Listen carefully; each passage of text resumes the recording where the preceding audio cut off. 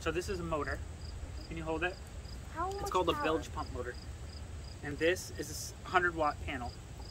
And look down here, there's 2 wires, and one of them is labeled plus, one of them is labeled minus. Well, so the sun's not shining very bright, so it might not be... it might not work, right? Yeah, it used to be lighting bright, like right before you tried it. Works, even in the shade. Works really well. Isn't that cool? Yeah, wait, put it back in. It's supposed to pump water, not air. It works really good. So this will actually power it. Now the question is, how long of a cable can we use? Because I need like 100 feet. Like if I wanted this to be in the sun and that to be in the shade, I'd need a really long cable for wire. How would a solar panel charge batteries? Well, because these solar panel is creating DC energy, photovoltaic panels. The cells are capturing the solar energy and turning it into DC power, and then DC power can actually charge a battery because batteries run on DC energy, not AC energy. I'm wondering how you would go by plugging it in. How long it will go? No, I'm meaning like how you would go by. Like how would you plug a battery into that? The same way you would plug a motor into it. You would take these 2 wires. Yeah, you would have a battery though instead of a motor attached, and you would charge the battery that way. But you need to wait for the battery to shut off when it got enough charge. Otherwise, what would happen?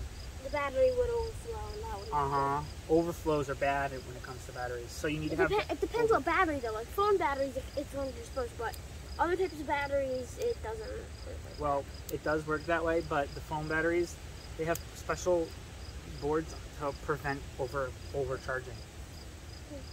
It has the logic board. But if you just plug a battery into something that's charging it, there's no logic there.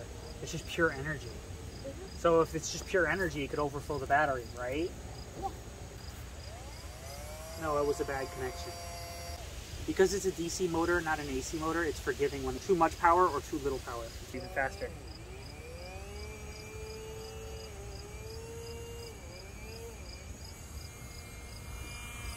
See how I made it go faster? Now I'll make it go slower.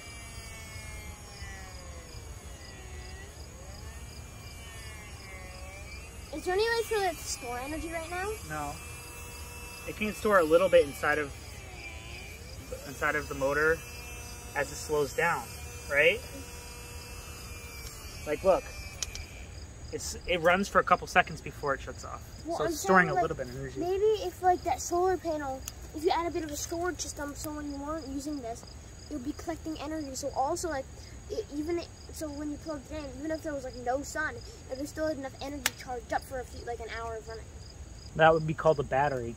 Yeah, we could plug a battery in. Yeah, but it would be like not like a battery you plug into. And we could plug in a battery so that we could run this 24 hours a day. Yeah, because this isn't taking watts. Which means we can move how many gallons per day?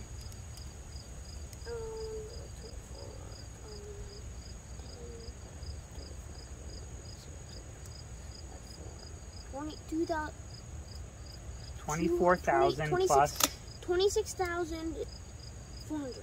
Right. If we threw this in the pond, would the pond move faster? What? Never mind. I was saying if we threw it in the pond would move faster. No, it would just pump water.